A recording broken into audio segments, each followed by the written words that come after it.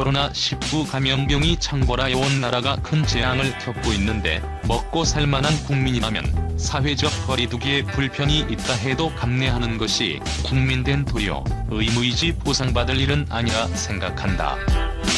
국제 간에도 국경을 막아 인적, 물적 교류의 단절을 가져왔고 그것이 바로 경제 위기로 치닫고 지구촌의 초연결 사회의 장벽을 초래했다. 우리나라 경제도 기저질환이 깊은 상태인데 코로나19로 인해 치유하기가 더 어려운 상태다. 이러한 경제 위기 상황에서 비례정당의 난립, 코로나 이슈가 덮어버린 정책 대안도 모르는 깜깜이 4.15 총선이 코앞에 다가왔다. 어떤 정당을 선택할 것인지, 어떤 리더를 뽑을 것인지 국민의 현명한 선택만이 남아있다. 세계 경제가 코로나 감염병으로 침체를 겪는 상황에서 무역 비중이 높은 한국 경제는 필연적으로 타격을 받을 수밖에 없다. 국제통화기금 총재는 세계 경제는 올해 마이너스 성장을 예상하고 금년 안에 경기 정상화되기 어렵다고 했다. 또 한국 경제 성장률도 적자 성장을 면하기 어렵다고 한다.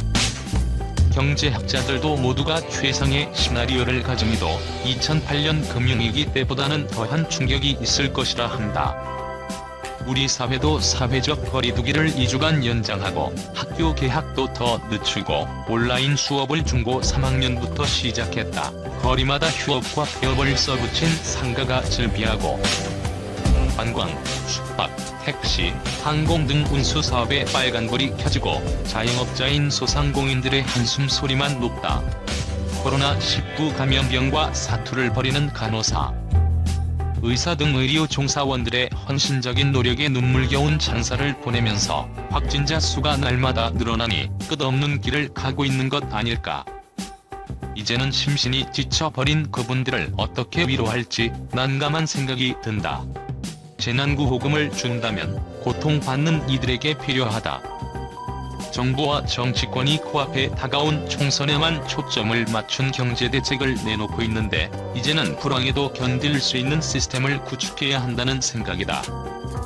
코로나19로 인한 경기 침체가 언제 끝날지 모를 악몽 같은 긴 터널을 지나면서 긴 안목으로 미래를 대비하는 정책이 필요하다. 고용보험을 통한 실업보조를 확충하고 취약계층에 대한 보호를 강화해야 하고 사회보험의 사각지대에 있는 일용직 등을 복지제도의 틀 안에 정착시키는 노력도 필요하다. 또 기업의 유동성을 확보하는 일도 중요하고 항공, 여행, 서비스업 등 코로나19 방역을 위한 국가적 통제정책으로 부도 위험에 처한 기업에 공적 자금 투입을 해 기사회생하는 구조조정도 해야 한다. 이번 총선이 집권 여당의 중간평가라면 그동안 비판받아온 소득주도 성장, 주신도시간, 탈원전 등 앞으로 가속 페달을 밟을 것인지 아니면 정책 기조를 전환할 것인지, 외교에 있어 친중, 남북관계를 최우선 노선을 지속할 것인지 국가 진로를 분명히 밝혀야 한다. 중차대한 선거에서 코로나19 작시로 깜깜이 선고가 되지 않고 분명한 선택을 할 수 있도록 해줘야 한다. 정치는 보수와 진보가 좌우 날개가 되듯 상호 견제해야 건강한 정책이 실현된다고 보는데 여야는 분열돼 37개의 유례 없는 위성정당으로 투표용지가 48.1cm 이루고 있다. 어떤 정당이 우리의 소망을 이룰 수 있는 비전을 가지고 있는가?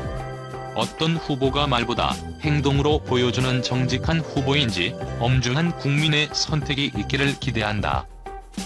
주요 정당들의 국제개발 협력 정책 공약 직접 분석해보니 정책 공약은 각 정당이 자신의 철학과 이념을 담아 유권자들에게 제시하는 약속의 결정체이다. 이를 통해 2020년 주요 정당들의 수준과 관점, 가치 등을 파악할 수 있으며 당선된 국회의원들은 법과 제도적 측면에서 한국 사회의 다양한 발전에 기여할 것이다.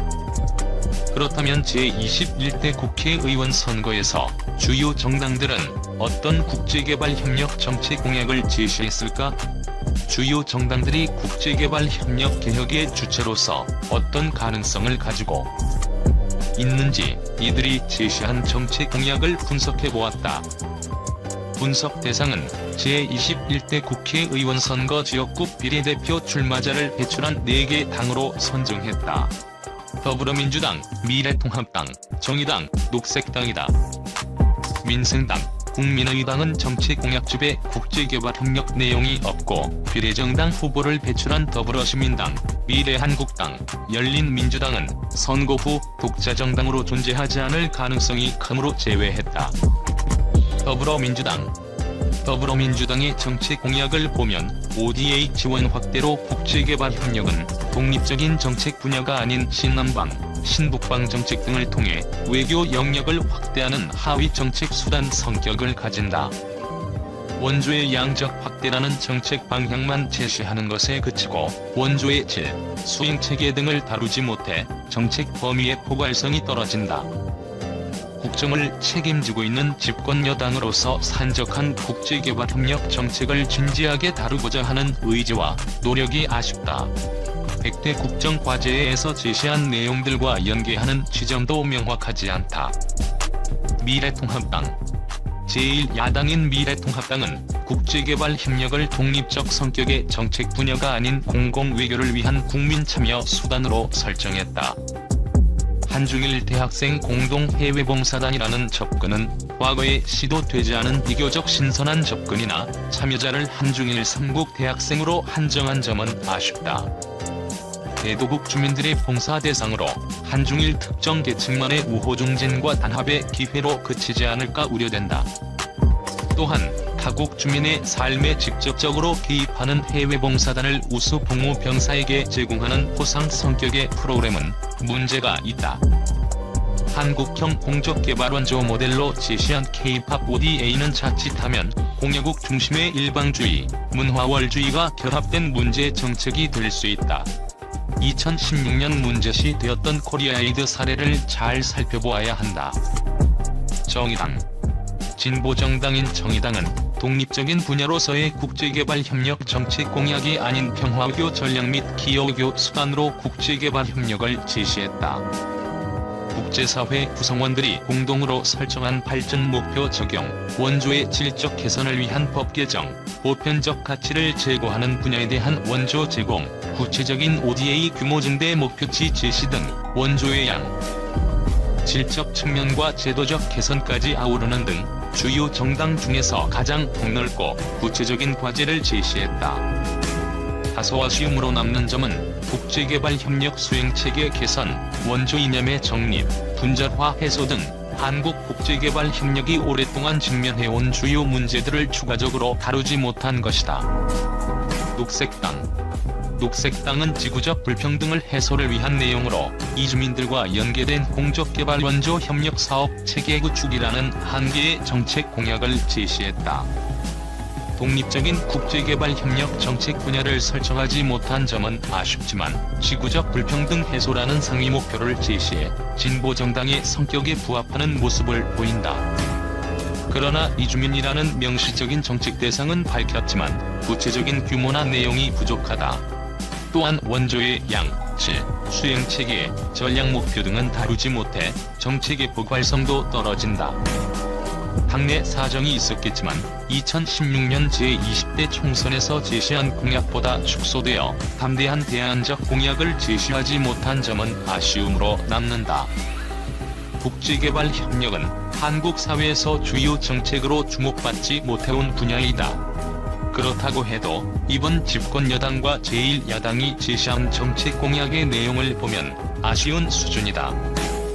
한 가지 더 우려스러운 지점은 최근 코로나19 대유행으로 재난지원금 마련을 위해 축소해야 할 예산 항목 중 하나로 ODA가 지목되고 있다는 사실이다. 우리가 살기 위해서 더 열악한 상태에 있는 개도국 시민들을 외면해야 하는가? 열악한 의료 시스템과 부족한 장비, 곧 다가올 식량위기, 불안정한 경제와 사회는 더 취약한 이들에게 더 치명적일 것이다. 코로나19 위기는 한국 국제개발협력은 어떠해야 하는가? 라는 근본적 질문을 던지고 있다. 코로나19 위기로 많은 국가들이 자신들의 안전을 위해 고립과 배척을 선택했다. 한국 국제개발협력은 어떠한 길을 선택할 것인가? 발전 대안 피다는 한국국제개발협력이 어느 한 공동체의 고립적이고 배제적인 추구를 통해 이루어지는 발전이 아닌 인도적인 원칙 하에 보편적이고 포괄적으로 추구되는 사람이 꽃피는 발전 그리고 연대로서의 국제개발협력이 되어야 한다고 주장해왔다. 우리 안에 여전히 삶과 생존의 위기가 존재하지만 고통받는 세계와의 연대로서의 국제개발협력 또한 필요하다. 21대 국회에서 실행하는 한국국제개발협력은 가장 고통받고 자체